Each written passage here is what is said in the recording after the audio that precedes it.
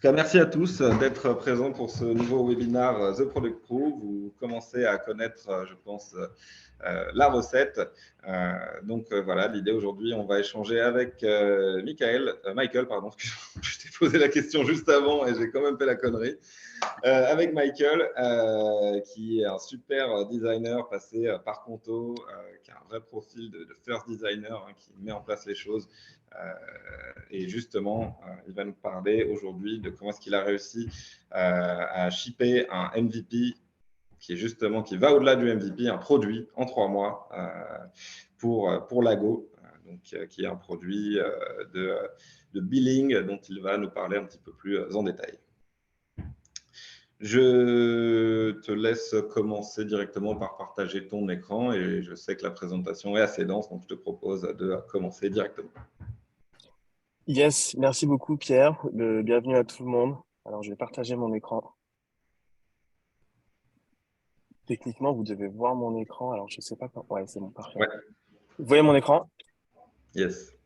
Trop bien. Du coup, je vais lancer le timer comme ça, je vais essayer d'être dans les temps aussi. Merci d'être là. On va commencer du coup la session. Le but, c'est que je vous partage comment on a lancé un MVP. Je l'ai barré et donc du coup, j'ai consciemment mis la notion de product en l'espace de 3 mois. Avant de rentrer vraiment dans le concret, j'ai envie de vous donner aussi pas mal de contexte pour que vous ayez toutes les billes pour comprendre comment ça s'est fait et dans quelle situation on était avant même de construire ce produit-là. Je vais commencer par me présenter. Du coup, moi, je m'appelle Michael. Vous avez mes contacts sur cette slide, donc n'hésitez pas à me contacter si jamais vous avez des questions. En termes d'expérience, aujourd'hui, je suis product designer et product manager dans une boîte qui s'appelle Lago. On va parler très brièvement de Lago juste après. J'ai fait mes armes chez Conto et chez Content Square. Conto, je suis arrivé en early stage en 2017, donc post-série A, on était à peu près 30. Et quand j'ai quitté la boîte, on était à peu près entre, je crois qu'on était 500. Et du coup, j'étais product designer là-bas. Et avant, du coup, j'étais chez Content Square en product design. C'est là où j'ai vraiment découvert la notion de produit. Et juste avant, j'étais à l'étranger, à Los Angeles, où je faisais une expérience dans un studio design. Donc, du coup, un peu plus de contexte. On va parler de Lago. Lago, ça existe depuis 2 ans. Donc on a lancé la boîte en mars 2021. Une des premières features qu'on a mis en place, c'est cette notion de design system. On l'a shippé en avril. Et c'est à partir de juin, donc de juin à août, qu'on est rentré dans le batch YC, où c'est là où on a construit un premier produit. On a commencé à avoir des clients, on a commencé à monétiser du coup ce produit-là. Donc on gagnait de l'argent. Et c'est aux alentours de décembre qu'on s'est rendu compte qu'il y avait potentiellement un problème avec le produit qu'on avait construit par rapport au marché. On se rendait compte que les problèmes qu'on essayait de tacler n'étaient pas forcément les bons et qu'il y avait potentiellement d'autres problèmes. On avait perdu un peu cette conviction de est-ce qu'on veut continuer sur ce produit-là. C'est là où en fait commence un peu toute cette notion de toutes les questions qu'on peut se poser. Est-ce qu'on continue? Est-ce qu'on rend l'argent? Est-ce que si on continue, qu'est-ce qu'on fait? Donc de janvier, on va dire, à mars, on est rentré un peu dans le système roller coaster où on est rentré dans ce système de pivot où on a creusé énormément de sujets, donc du Web3 à potentiellement ouvrir un restaurant ou même faire de la location de surf, donc industrialiser et digitaliser cette partie-là. Et c'est vraiment début mars qu'on est revenu un peu sur l'expérience qu'on avait vécue chez Conto et l'expérience qu'on avait vécue aussi chez Lago dans la première version du produit, où on avait énormément de mal à construire notre billing system. Et on s'est dit, il y a potentiellement du pétrole ici. C'est un problème qui est quand même assez récurrent pour différentes verticales d'une entreprise, que ce soit tech, produit, finance, même sales. Donc on s'est dit, OK, il y a potentiellement quelque chose à faire ici. Comment on peut faire pour shipper un produit, shipper une première version de ce produit-là, mais que ça ne nous prenne pas un tunnel de 1 an? Comment on peut faire pour construire ça en l'espace de 3 mois pour être sûr de valider le product market fit? C'est là où, en fait, à partir du moment où on avait la conviction d'aller sur cette verticale-là, on s'est dit, OK, de mars jusqu'à mai, on veut shipper notre produit. Donc, on a construit notre produit alpha. Et le 1er juin, on a lancé notre repo sur GitHub et on a lancé notre programme alpha, donc la première version du produit. Donc, concrètement, Lago, qu'est-ce que c'est? C'est Open Source Metering and Usage-Based Billing. Je pense que vous savez lire. Mais si je dois détailler, c'est que Lago permet aux entreprises de créer rapidement la brique de facturation et couvre aussi tous les modèles de pricing. Ça veut dire que ça passe de la mesure d'usage de vos utilisateurs jusqu'à l'envoi des factures. En termes de valeur pour les équipes tech, c'est de construire rapidement un billing system avec des briques déjà existantes que nous, on provide du coup à cette équipe tech. Pour les équipes sales, c'est de pouvoir itérer sur le pricing. Bien évidemment, cette notion de billing et de pricing, c'est pas quelque chose qui est one time, ça évolue avec l'entreprise et c'est censé scaler en fonction de l'entreprise. Pour les équipes finance et les équipes produits, même les équipes leadership, c'est d'avoir de la visibilité sur les revenus stream, éviter les erreurs au niveau des invoicing et pouvoir comprendre quelles sont les features qui vendent le plus d'argent, quelles sont les features qui vendent moins d'argent, donc avoir une overview de comment l'état de santé de l'entreprise. Donc, là, vous avez vraiment tout le contexte de par où on a commencé, au moment où on a pivoté, qu'est-ce qu'on fait là maintenant aujourd'hui. Il y a une question qui se pose, c'est qu'est-ce qu'on a gardé du pivot? Parce que bien évidemment, en fait, on avait construit un premier produit. Ce qu'on a gardé, c'est uniquement de la notion branding et un peu de la notion design. Donc, c'est-à-dire qu'on a gardé notre logo et on a gardé des design systems, des composants déjà existants. Pas tous, mais quelques-uns. Ça veut dire que potentiellement, on repart from scratch, on repart de zéro. Donc, du coup, c'est potentiellement une nouvelle entreprise qu'on crée, un nouveau produit. Donc, comment on a fait ça? Donc, ça, c'est une bonne question. La presse, là, on va rentrer dans le détail. La presse est divisée en plusieurs parties, en 8 parties. Je vais essayer de tous les dérouler en l'espace de 25 minutes. La première, c'est la notion de roadmap, donc short roadmap, high flexibility. En gros, il y a cette notion de tag time. La notion de tag time, c'est combien de temps prend une feature entre le moment où on commence la feature, donc le développement, et le moment où on la délivre dans les mains des utilisateurs. Je crois qu'à ce moment-là, j'ai peut-être une question à vous poser, et je pense que c'est Lucie qui va prendre la main ou Pierre. Moi, j'aimerais bien vous demander aujourd'hui au sein de votre entreprise, quel est votre tag time au niveau d'une feature normale? Combien de temps prend le temps de développement à partir du moment où un dev commence une ligne de code et le moment où elle est envoyée dans les mains des utilisateurs? Donc, je pense qu'il faut scanner le Alors, QR vous code et pouvez j'aimerais scanner. bien… ouais, Excuse-moi, Michael. Ouais, vous pouvez vas-y. scanner le QR code ou rejoindre directement sur slido.com avec le hashtag pour pouvoir répondre à la question. Est-ce que, selon vous, le tag time d'une feature est d'une semaine, entre 2 et 4 semaines ou plus de 4 semaines? Oula, c'est… OK. J'avais que du 33%. Là, on commence à avoir une tendance qui se dégage. On va laisser un petit peu de temps pour les gens pour qu'ils puissent répondre. Mais pour l'instant, clairement, la tendance est entre 2 et 4 semaines.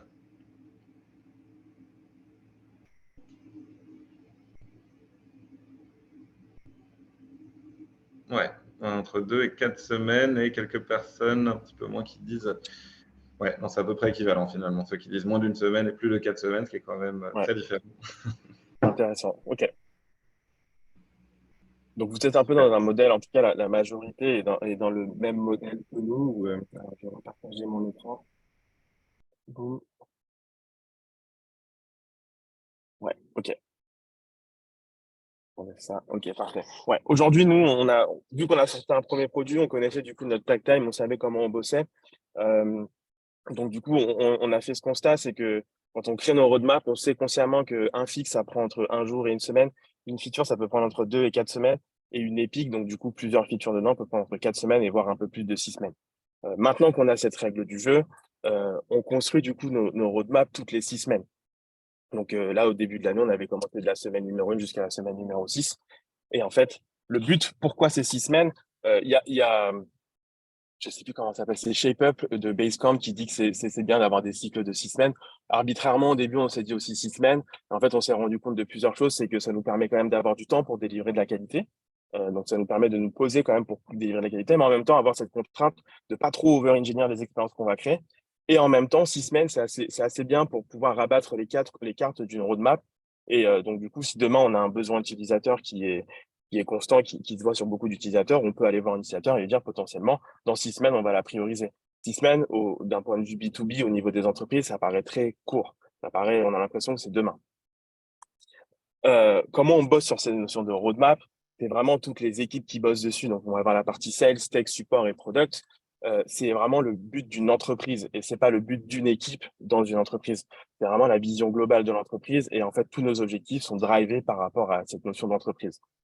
Donc, on a d'abord cette première partie on a des roadmaps qui sont quand même assez courtes en termes de temps, qui nous permet d'avoir quand même une notion d'agilité. Deuxième point, avant de rentrer dans la production, c'est de pouvoir piloter vraiment tout le flow avec un cockpit. Quand je parle de cockpit, alors, comment je fais pour bouger ça là? Ah merde. Je peux pas le retirer? Désolé, je suis un peu noob avec Zoom. Hop, ok, parfait. Quand je parle de cockpit, je parle de cette notion d'avoir une overview de ce qui se passe. Et aujourd'hui, nous, on a un master Kanban et on l'avait mis en place au tout début du projet Lago. Même quand on a reconstruit notre produit, on a un master Kanban pour voir, pour centraliser l'information dans un seul endroit. Ça nous permet d'avoir une overview de vraiment tous les topics qui sont en cours. Et ça me permet, moi et même à mes collègues, du coup, d'avoir une visibilité de où se trouvent les projets à un instant T. Au lieu d'aller pinguer tout le temps les gens, on va aller directement voir le master Kanban. Ça nous permet aussi de définir quels sont les sujets les plus importants. On viendra sur ce sujet-là un peu plus loin dans la presse. Et ça permet aussi d'anticiper les prochains topics qu'on va lancer. Alors, hop. Généralement, une carte est composée, donc du coup, dans un Kanban, nous, ce qu'on met, c'est les informations les plus importantes, c'est qui bosse sur quoi et en termes d'ETA, quand est-ce que c'est censé arriver. C'est les informations dont on a besoin, nous, aujourd'hui. Ça nous permet d'anticiper, du coup, les prochaines tasks. On va regarder un peu en deep dive cette notion de Kanban. Normalement, vous allez avoir accès à ce notion-là. Je le partagerai du coup à l'équipe The Product Group pour qu'ils vous le partagent. Mais généralement, ce qui se passe, c'est que voilà, comme je vous l'ai montré, on a plusieurs colonnes. On va rentrer en détail dans ces colonnes juste après. Mais en gros, les sujets les plus importants se trouvent toujours à droite. Et c'est les sujets, en fait, où, donc, du coup, on est obligé si jamais il y a un problème sur ces sujets-là, il faut qu'on arrête la production et il faut qu'on aille jumper sur ces sujets. Potentiellement, ici, je sais que pour cette feature-là, on doit faire de la QA, donc on doit faire de la quality check sur ce sujet-là. Donc, du coup, je suis censé mettre en pause tout le travail que j'ai, moi, sur les sujets à gauche pour pouvoir bosser dessus parce que c'est le sujet qui est le plus près, en fait, du done et donc, du coup, qui est le plus près des utilisateurs. C'est vraiment dans cette notion-là qu'on a construit, du coup, notre workflow. C'est qui bosse sur quoi à quel moment. Et du coup, ça me permet de voir qui est sur quel sujet. Et potentiellement, là, je sais que Mathieu a bientôt terminé du coup cette partie-là, donc il aura potentiellement besoin d'une nouvelle feature. Et donc, du coup, moi, il va falloir que je commence à bosser sur une autre feature. Donc, voilà un peu cette notion de delivery cockpit, de master Kanban. Une fois qu'on a ça, là, on va rentrer vraiment dans le concret. Donc, quand on a priorisé une feature et quand on sait qu'elle est dans la roadmap et qu'on sait qu'il faut qu'on bosse dessus, une des premières étapes, c'est scoper cette feature.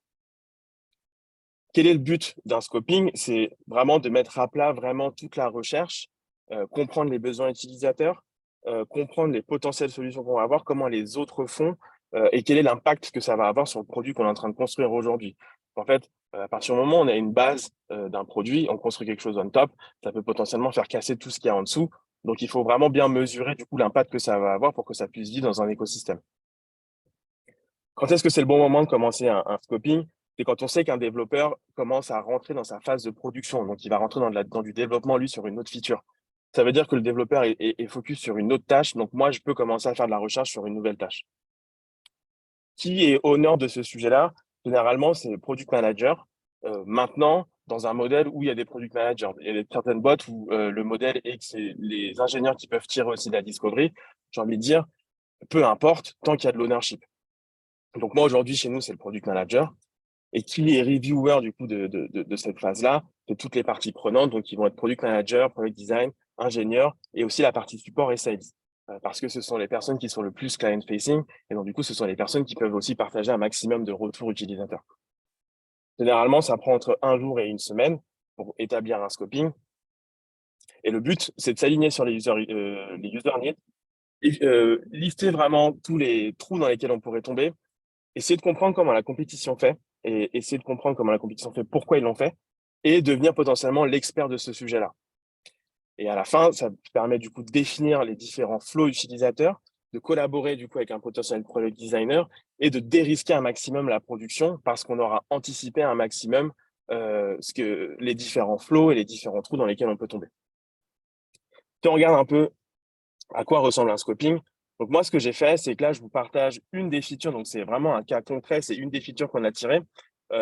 J'ai estimé que c'était une des features les plus faciles à comprendre.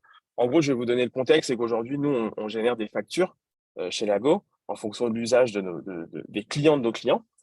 Et en fait, on s'est rendu compte qu'on a des customers payants qui ne peuvent pas utiliser nos factures parce qu'il y a des informations qui sont manquantes. J'ai consciemment caché les informations qu'on a ici, donc combien de customers ça impacte et en termes de ARR ou même de MRR, quel est cet impact, quel est l'impact de ce problème-là. À vous de le définir au niveau de vos entreprises. En fait, je me suis rendu compte que la cause, c'était que potentiellement, on avait deux champs qu'on n'avait pas créés, nous, dans Lago, et c'est pour ça qu'aujourd'hui, les utilisateurs ne peuvent pas l'utiliser. Donc, en fait, quand on regarde l'architecture, c'est on parle du problème, on définit pourquoi on a ce problème-là, comment ça marche aujourd'hui, comment les autres font, donc le compétiteur teardown, quels sont les besoins utilisateurs. Donc, quand je descends un peu les besoins utilisateurs, c'est que j'ai ma user interview et après, j'ai mes learnings de ma user interview. Et du coup, potentiellement, quel est le scope de cette feature? Une fois que j'ai fait ça, c'est là où je vais m'aligner du coup avec mes équipes. C'est là où je vais m'aligner avec les designers, les ingénieurs, les sales et le support. C'est là où on va commencer à réfléchir à des solutions. On va réfléchir à un maximum de solutions possibles et potentiellement l'impact que ces solutions vont avoir. Donc là, c'est vraiment créer du knowledge, mettre un peu plus de puissance au moment où on est sur de la réflexion pour éviter un maximum les trous dans lesquels on peut tomber. Et une fois qu'on a ça, du coup, on se liste aussi toutes les questions ouvertes. C'est le moment d'en discuter avec les ingénieurs et après, on prend nos décisions. À partir du moment où on a pris toutes nos décisions et qu'on sait OK, il n'y a plus de trous, il n'y a plus de trous dans lesquels on peut tomber, il n'y a plus de pièges, on est assez clair sur vraiment le scope. C'est là où on va commencer à rentrer un peu plus dans cette notion de solution. On a validé une solution, on commence à rentrer dans cette notion de spec et design. Donc, qu'est-ce qu'une spec? C'est encore une fois, ça peut prendre n'importe quelle forme. Ça peut être sur Figma, ça peut être sur Notion, ça peut être sur n'importe quel outil. Nous, on a décidé consciemment de le faire sur Notion.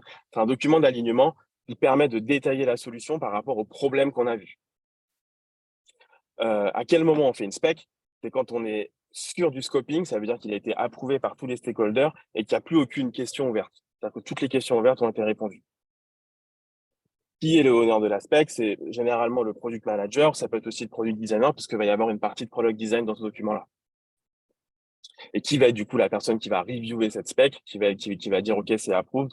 On va avoir du coup un product manager pour le partage de knowledge et aussi voir si ça casse pas dans d'autres parties de l'application, un product designer et les ingénieurs.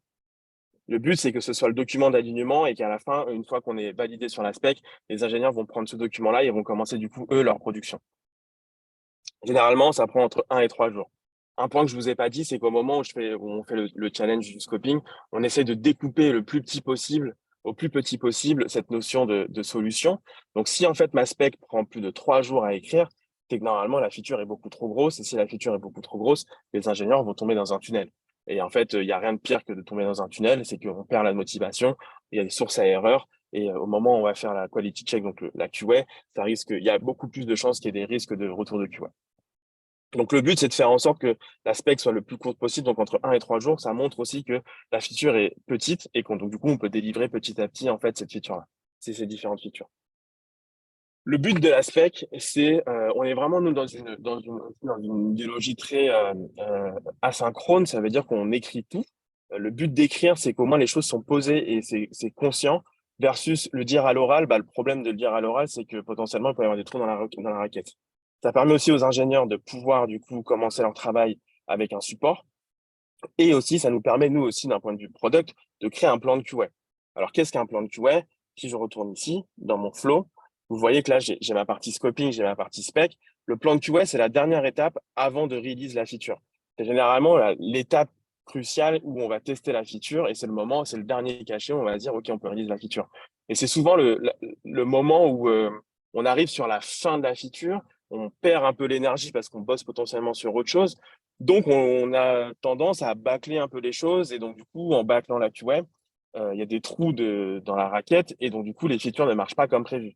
Et c'est là où on a des bugs, c'est là où on a des retours des utilisateurs et c'est là où les features ne marchent pas. Donc, le but, c'est de mettre un peu plus de puissance au moment où on écrit la spec pour du coup définir un plan de QA. Et ce plan de QA, on va l'utiliser vraiment à la dernière étape où on va du coup faire ce plan de QA et ça va être assez smooth. Et après, c'est vraiment cette notion de, on va dire, customer facing. C'est que cette spec, c'est aussi un document qu'on peut envoyer à des utilisateurs pour qu'ils nous valident aussi l'expérience. C'est facile aussi d'utiliser ce genre de document si on veut créer de la documentation produit. Nous, on a un outil API open source. Donc, la documentation est hyper importante. Ça fait partie de l'expérience, ça fait partie de la developer experience. Donc, du coup, ces specs-là nous permettent d'écrire la documentation. Et à la fin, ça nous permet d'onboarder aussi d'autres verticales de la boîte, notamment des sales ou des supports, si jamais ils ont des questions sur le fonctionnement d'une feature. On va rentrer un peu plus dans le détail d'une spec. Donc, toujours sur le même sujet de rajouter des informations sur une facture. Quand on regarde la structure d'une spec, on repart toujours du problème, on part des causes, on part de la situation actuelle. Donc, normalement, ce travail-là, vous l'avez fait dans le scoping. Et après, si on va jumper sur comment la fonctionnalité va marcher. Donc, d'un point de vue logique, user experience, mais vraiment global, donc en oubliant le back-end, en oubliant le front-end, quelles sont les grandes logiques de la feature? Si je fais ça, il se passe ça. Si je fais ça, bah, du coup, ça va avoir un impact ici. Donc, c'est lister vraiment toutes les fonctionnalités potentielles de cette feature et lister du coup les impacts et à la fin, du coup, lister aussi l'expérience front-end. Donc là, si je vous montre un peu ma spec au niveau de ma user experience, boum, boum, boum. Donc, du coup, on va rajouter de nouveaux champs, nous, dans notre objet organisation ou même client. Ce champ, il va ressembler à quoi? OK, s'il ressemble à ça, à quoi ça va, comment ça va s'inscrire dans nos payloads? Euh, Quel est l'impact quand on veut supprimer ce champ-là? Quel est l'impact quand on veut l'éditer? Et quel est l'impact au final avec la user experience front? Donc, du coup, là, c'est là où, du coup, le designer fait tous ses écrans et à la fin, écran par écran, on explique du coup le comportement sur chaque écran. Ce qui est intéressant ici, c'est que du coup, un ingénieur qui arrive sur cette feature-là, il en a déjà entendu parler avant parce qu'il a été impliqué dans le scoping. Là, tout de suite, il arrive, donc du coup, il a toujours le contexte et il a toutes les informations nécessaires. Tout ce qui n'est pas dans la spec n'est pas censé être fait. Et donc, du coup, c'est là où, en fait, il faut, nous, on essaie de spécifier un maximum les choses parce que, encore une fois, nous, sur notre secteur, on est sur un secteur du billing où on n'a pas le droit de se tromper quand on génère des factures parce que ça touche à l'argent. Donc, on n'a pas le droit de se tromper on peut pas avoir une virgule de travers. On peut pas avoir un chiffre en plus ou un chiffre en moins. Faut que ce soit faut que ce soit l'exactitude en termes de montant. Donc, c'est là où c'est là où on essaie de bien spécifier les choses pour que ce soit compréhensible pour les ingénieurs. Une fois qu'on a ça, on a cette notion de ready for dev. Donc, à proprement parler, le ready for dev, qu'est-ce que c'est? C'est quand la spec a été validée et que du coup, un ingénieur peut prendre cette feature-là. Euh, mais le problème le problème qu'il y a derrière le Ready for Dev, c'est qu'il n'y a aucun ingénieur qui est disponible pour bosser sur cette feature-là. Donc en fait, ce qui se passe, c'est que si je reviens ici, c'est que potentiellement, je sais que mes ingénieurs sont sur cette partie-là, donc sur la partie diving, production tech et la QA, mais du coup, j'ai pas assez de ressources pour bosser sur cette feature-là. Donc ça permet de highlight cette notion de, OK, j'ai des features qui sont en cours en termes de recherche et sont prêtes à être délivrées en termes de tech production, mais j'ai personne pour bosser dessus. Donc, ça donne le signal aussi aux ingénieurs que il y a potentiellement cette feature qui va arriver. Et en plus de ça, nous, ça nous permet de voir aussi est-ce qu'on est understaff, overstaff, est-ce que ça nous permet de bien trouver la balance entre est-ce qu'on avance au bon rythme, est-ce qu'on avance trop vite, trop tard, est-ce qu'on a assez de ressources ou pas. Pourquoi on a cette notion de ready for dev? C'est parce qu'il y a vraiment cette notion de one piece flow. On veut qu'un ingénieur bosse sur un sujet à la fois. Pourquoi on veut qu'il bosse sur un sujet à la fois? Parce que quand tu bosses sur deux sujets, il y a deux fois plus de sources d'erreur. Ça, c'est le premier sujet. Deuxième point, c'est que tu perds le focus. Si tu es sur une seule tâche, tu vas tout faire pour faire sur cette tâche-là. Si tu en as deux, bah, ton cerveau il va se diviser en deux. Et généralement, ce qu'on a vu, nous, à travers toutes les features qu'on a créées, c'est qu'à partir du moment où tu es sur deux features, si tu es bloqué sur la feature numéro 1, ce que tu vas faire, c'est que tu vas jumper sur la feature numéro 2 jusqu'à ce que tu arrives à trouver une solution sur la feature numéro 1, mais ton cerveau, encore une fois, il est divisé en deux. Alors que si tu es sur une seule feature, si tu es bloqué sur la feature numéro 1, tu vas essayer de tout faire pour te débloquer sur la feature numéro 1. Et c'est comme ça qu'à la fin, on arrive du coup à tirer une feature, c'est qu'on crée de l'ownership au niveau des équipes produits, mais aussi au niveau des équipes tech. Une fois qu'on a cette notion de ready for dev, on a la notion de engineers diving. Qu'est-ce que le diving? C'est un peu comme ce qu'on fait nous côté produit, mais plus côté tech, c'est la notion un peu de conception. C'est un document qui explique comment les solutions vont marcher et ça a besoin d'être validé du coup par les équipes tech. Le meilleur moment pour faire un diving, c'est quand on a une spec qui est écrite et on sait que la spec ne va plus bouger. Potentiellement, elle peut bouger en fonction du diving. Si on se rend compte qu'il y a des changements au niveau de la tech, bah, du coup, ça nous permet de rejumper en arrière et d'aligner la spec. Qui own cette notion de diving? C'est généralement les ingénieurs, donc back-end ou front-end en fonction de l'impact sur le produit. La notion de review, c'est aussi encore du coup les ingénieurs et aussi une notion de product manager. Ça veut dire que le product manager va aussi lire le dive-in pour essayer de comprendre comment les choses marchent et potentiellement aussi poser des questions si jamais on se rend compte qu'il y a des choses qui manquent et qui ne sont pas alignées avec la spec. Généralement, un dive-in, ça prend entre 1 et 4 jours. C'est la même notion c'est les mêmes notions que la spec. Si ça prend plus, c'est que la feature est beaucoup trop grosse. Si la feature est beaucoup trop grosse, ça vaut le coup de couper la feature en petits morceaux. Le but d'un dive-in, c'est être sûr que tous les points techniques sont adressés par rapport à la spec, de lister vraiment tout l'impact sur un code base et de définir plus ou moins la logique un peu de l'implémentation avant même d'écrire une ligne de code. C'est vraiment faire de la conception avant de rentrer dans VS Code et écrire ces lignes de code. Ça permet aussi d'aligner du coup tous les ingénieurs sur les solutions et de partager du coup le knowledge. Ça permet de dérisquer un maximum aussi l'impact de la feature quand on est sur de la production, parce qu'en fait, on n'a encore rien produit. Donc, ça nous permet du coup de jumper en arrière et de changer des choses. Et ça permet aussi de donner une estimation vraiment beaucoup plus fine de combien de temps ça va prendre. Au niveau du dive-in, c'est un document technique. Je vous le partage très rapidement, mais en termes de structure, c'est très simple. C'est quel est l'objectif de cette feature, la proposition technique, quel est le breakdown du travail et quelle est l'estimation. Et une fois qu'on est, du coup, le dive-in est validé du coup par différents ingénieurs, on rentre dans la production. C'est là où du coup les ingénieurs vont avancer sur la production. C'est là où aussi on va avoir une estimation. L'estimation arrive quand même assez tard au niveau du flow. Pourquoi on a cette estimation-là? Alors, bien évidemment, alors je reprends ce que j'ai marqué sur la slide. Le dive-in est géré et owné par des ingénieurs, donc back-end ou front. Pourquoi l'ETL arrive aussi tard? Je vous ai parlé de cette notion de takt time au tout début, où on sait qu'une feature prend entre 2 à 4 semaines, une épique entre 4 et 6 semaines. Là, on a vraiment la notion détail de quand est-ce que la feature va être terminée et quand est-ce qu'on pourra faire la QA. Ça nous permet, nous, d'anticiper potentiellement d'autres features et ça nous permet aussi de nous dire, OK, à partir de ce jour-là, je vais devoir tout mettre en pause, moi, de mon côté, pour avancer sur de la QA. Ça permet aussi, en termes de client facing, de donner plus d'estimation accurate au niveau de nos customers. Donc, quand on nous demande une feature et qu'on bosse dessus, potentiellement, on sait que cette feature, elle va arriver tel jour. Donc, nous, on met un buffer, bien évidemment. On ne dit pas qu'elle va arriver tel jour, mais on met un buffer de 1 à 2 semaines et on dit, OK, bah, potentiellement, la feature va être délivrée le 23 juin. Nous, on sait qu'on va la release peut-être à la fin du mois. Donc, encore une fois, c'est un travail qui est fait par les ingénieurs et c'est un impact aussi sur la notion un peu de customer facing. Et c'est comme ça c'est toutes ces phases-là en fait qu'on a mis en place aussi pour construire ce produit. Et une fois que le développeur a terminé du coup sa notion de production, on rentre sur de la quality check. Donc c'est la phase qui se trouve ici, qui est la QA. Donc c'est la phase qui est c'est la phase la plus douloureuse, on va dire, dans tout le flow parce que on arrive vraiment à la fin de la feature et on a potentiellement jumpé sur une autre feature. Nous, notre cerveau, il faut qu'on le débranche et qu'on rejump sur cette feature-là. Et donc, du coup, c'est là où du coup, le product manager et le product designer va faire une phase de QA. C'est là où on va tester la feature. C'est là où on va voir si ça répond à tous les besoins qu'on a définis. C'est là où on estime si on est fier ou pas de la feature. Et c'est là où on voit si tous les scénarios marchent bien. Donc, voilà un peu le schéma qu'on a, nous, aujourd'hui, quand on construit une feature. Bien évidemment, une fois que la feature a été under QA, qu'elle a été approved, c'est là où on rentre dans le flow un peu de release. Et là, c'est propre à chaque boîte. Nous, aujourd'hui, on a un système où on a un staging. Après, on le déploie sur la production. Et après, nous, on le déploie aussi sur notre package OSS. Mais donc, du coup, ça, c'est propre à chaque boîte. Mais à partir du moment où on a notre cachet et que c'est validé en termes de QA, on peut aller les yeux fermés, on peut délivrer cette feature et on peut la release au niveau de nos utilisateurs. Voilà un peu au niveau de notre workflow.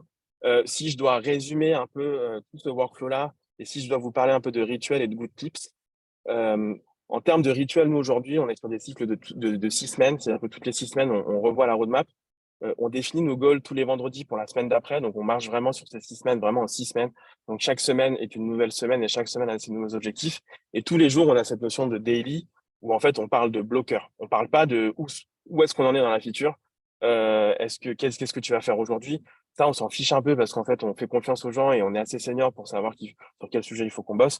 Le sujet du daily, c'est devant le Kanban. On se pose la question de, OK, tu bosses sur ce sujet-là. Est-ce que c'est réalisable par rapport à l'estimation? Et est-ce que tu as des bloqueurs? Et si jamais tu as des bloqueurs, on arrête tout et on va t'aider pour te débloquer sur la situation. Les tips aussi importants sur ce Kanban-là, c'est que les informations qui se trouvent à droite du Kanban sont les plus importantes. Il y a vraiment une notion d'ownership là-dedans et une notion de confiance. Ça veut dire que c'est en termes de PM, c'est ta spec, c'est ton scoping. En termes d'ingénieur, c'est ton dive-in, c'est à toi de le tirer. Donc, à partir du moment où on te passe le ballon, c'est à toi de tirer le sujet et c'est à toi d'avoir l'ownership. Ça permet de créer de l'ownership, ça permet de créer de la confiance et ça permet aussi de partager le knowledge.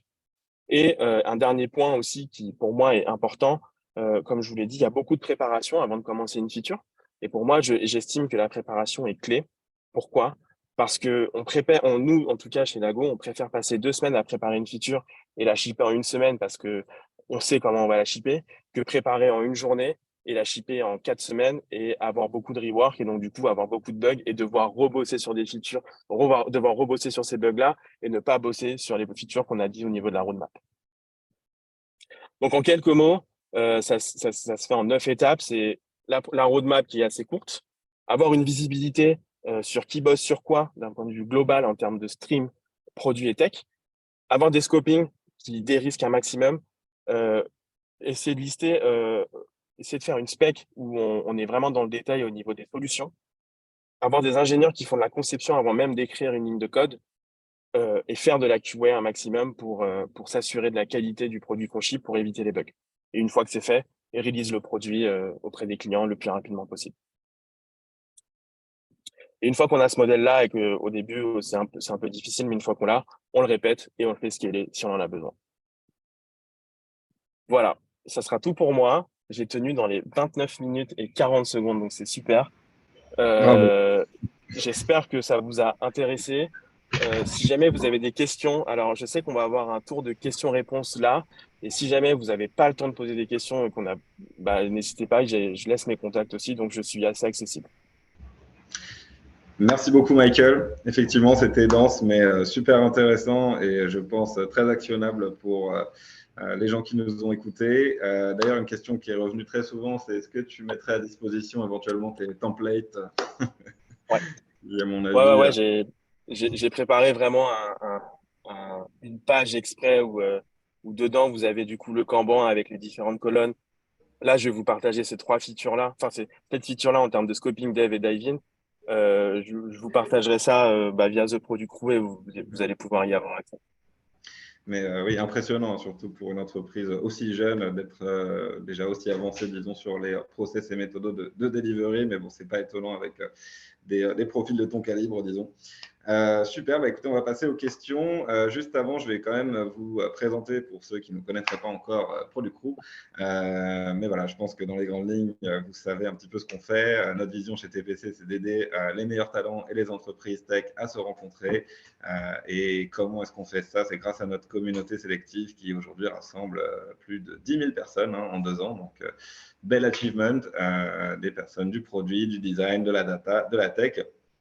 Et comme vous le savez, chaque mois, on lance des batchs de recrutement avec nos startups partenaires. Donc, si vous souhaitez être mis en relation directement avec nos startups, il vous suffira de flasher un QR code qui doit apparaître sur votre écran. Donc voilà, à droite, c'est pour les candidats. À gauche, si vous avez besoin de recruter, donc plutôt pour les entreprises. Et aussi, on est très preneur de vos feedbacks, hein, donc n'hésitez pas, même déjà sur cette présentation et surtout sur ce qu'on pourrait vous apporter, des idées de sujets sur lesquels vous aimeriez avoir un petit peu d'expertise. On est très preneur de vos retours. Ceci étant dit, on va passer aux questions. Non, il y en a pas mal.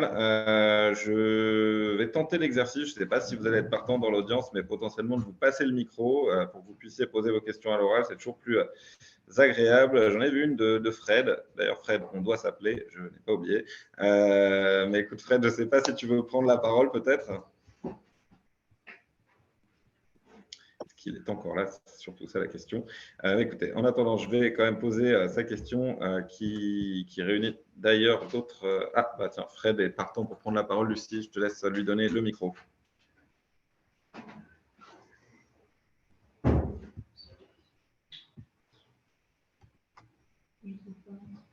Alors, on a des petits soucis techniques, c'est les joies du direct, mais c'est pas grave. Je vais poser la question pour Fred. Alors c'est sur l'implication des ingénieurs dans les phases justement qui précèdent le dive-in. Est-ce que tu les as mis en review, en fait, finalement en reviewer du sujet, mais à quel point est-ce qu'ils sont impliqués, à quel point est-ce qu'ils peuvent challenger, disons, s'ils ont l'impression que vous partez dans une mauvaise direction qui ne sera pas techniquement réalisable, par exemple? Ouais, c'est une très bonne question. Je l'ai vu passer aussi dans le chat. La réalité est que aujourd'hui, nous, au quotidien, en gros, moi, je me liste toutes les questions qui sont ouvertes. Je présente. En fait, les scoping challenge, il n'y en a pas qu'un seul. Il y en a autant qu'on veut. Et moi, ça m'arrive des fois de faire peut-être 5 ou 6 scoping challenge avec les ingénieurs pour comprendre comment les choses marchent aujourd'hui, pour comprendre potentiellement les solutions. Et ces notions de solutions, on les construit ensemble. Donc là où les ingénieurs sont pas forcément impliqués au début, c'est c'est la partie de quel est le besoin utilisateur, quel est l'impact au niveau du business, d'un point de vue ARR, MRR, toutes ces choses-là.